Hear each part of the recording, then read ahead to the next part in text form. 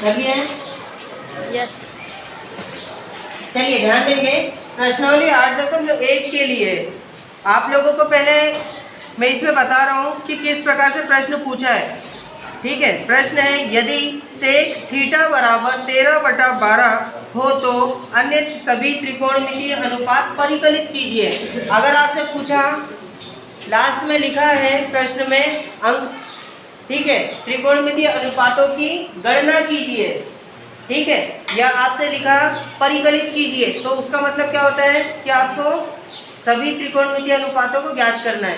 क्योंकि इस प्रश्न में बेटा आप लोगों को इस प्रश्नावली या इस अध्याय की बात करें तो 5 अंक के प्रश्न पूछे जाने हैं। ठीक है, जब 5 अंक के प्रश्न पूछेगा तो उसमें कुछ ऑब्जेक्टिव टाइप के प्रश्न होंगे, तो आपको ये कम से कम 2 या 3 अंक का एक प्रश्न बनेगा। तो बेटा कैसे बनेगा, उन सभी को पूरा एक साथ मैंने कंबाइन कर दिया है, उसको ध्यान से देखना उस प्रश्न को। तो ये प्रश्न नंबर 5 में आपको सभी प्रश्न आ जाएंगे। ठीक है, प्रश्न एक ही है लेकिन इसमें से 5 से 6 प्रश्न बनते हैं। देखते हैं कैसे आप लोग कैसे शॉर्टकट में निकाल सकते हो। तो आपको दिया है, इसमें क्या दिया है आपको, सेक थीटा बराबर 13/12। सेक थीटा नहीं है, सेक थीटा बराबर 13/12 है ना। अब इसमें इसका मतलब क्या हुआ कि सेक थीटा, पहले तो कॉस का उल्टा होता है। कॉस के फॉर्मूले की बात करें, कॉस के सूत्र की, तो क्या होता है, आधार बटा कर्ण होता है। अब इसका उल्टा सेक होता है, तो इसका फॉर्मूला क्या बनेगा, कर्ण बटा आधार। इसका मतलब क्या हुआ बेटा, थोड़ा सा ध्यान देना। इसका मतलब हुआ आपका कर्ण बराबर कितना हुआ, कर्ण बराबर 13 हो जाएगा। Yes sir. और आधार बराबर 12। ये क्लियर है?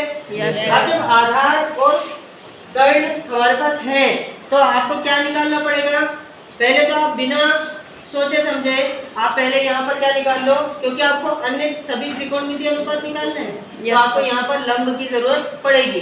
उसके लिए बेटा जरूरी है कि आपको पाइथागोरस प्रमेय पता हो। तो पाइथागोरस प्रमेय मैं आपको इसलिए लिख रहा हूँ क्योंकि आप ABCD लिखने में, यहाँ आकृति बनाने में आप कंफ्यूज होते हो कई बार, इसलिए ये आपको आसान रहेगा। तो यहाँ पर क्या होता है, पाइथागोरस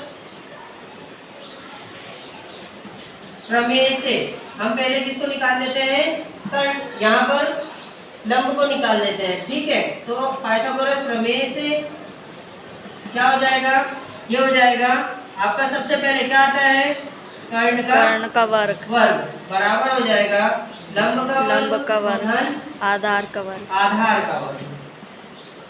ये क्लियर है बेटा? यस। अब इसमें आपको करना क्या है, सबसे पहले हमें चाहिए क्या, उसको देख लो। लंब का वर्ग, हम लंब चाहिए हमें, तो लंब निकालने के लिए आप क्या करो, लंब को इधर ही लिखे रहने दो।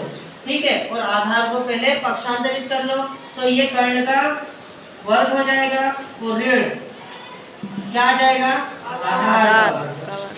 इतना समझ में आता है बेटा?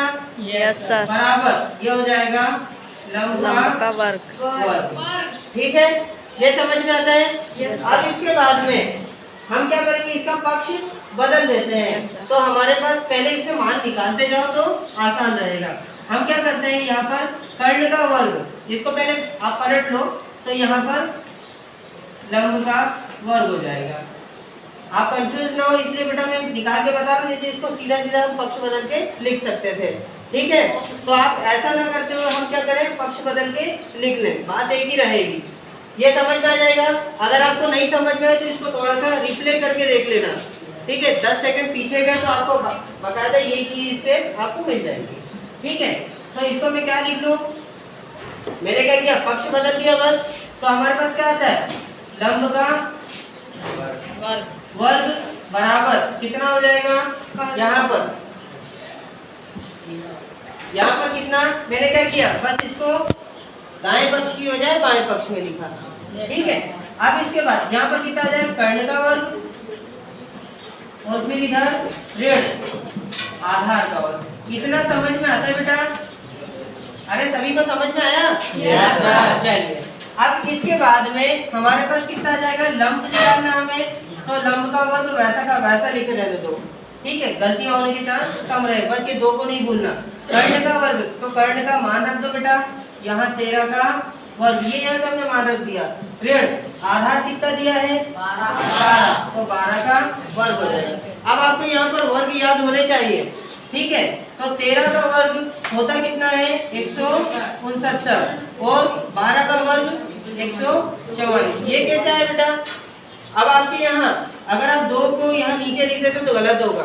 13 का वर्ग का मतलब 13 का गुणा 13 से 2 बार करना है, खुद का गुणा खुद से किया, 13 का 13 से एक बार गुणा किया, ठीक है, तो आपका क्या हो जाएगा 169। ऐसे ही 12 का 12 से खुद ही संख्या से हमने गुणा किया, तो आपका कितना है 144। अब घटाओगे तो कितना आता है 25। ये तो हमारे पास यहाँ लंब का वर्ग हम साथ में लिख रहे हैं, ठीक है। अब देखो यहाँ पर वर्ग है, तो इसको अगले स्टेप में ना लिखते हुए आप इसको वर्गमूल में ले लो, तो आपके पास कितना आ जाएगा बेटा, लंब बराबर, अब यहाँ 25 किसका वर्ग है पहले ये देख लो, 5 का वर्ग होता है बेटा, इसका मतलब 25 का वर्गमूल कितना हो जाएगा 5, तो हमने ये वर्गमूल से निकाल दिया, हमारे पास लंब का मान निकल आया। अब बेटा मैं यहाँ से शॉर्टकट बता रहा हूँ आप लोगों को, अन्य त्रिकोणमितीय अनुपात का मतलब क्या है कि जितने भी सेक को छोड़ करके हमारे पास 6 त्रिकोणमितीय अनुपात होते हैं, कौन कौन से, एक तो साइन, फिर कॉस, फिर टेन, फिर उसके बाद सेक, कोसेक और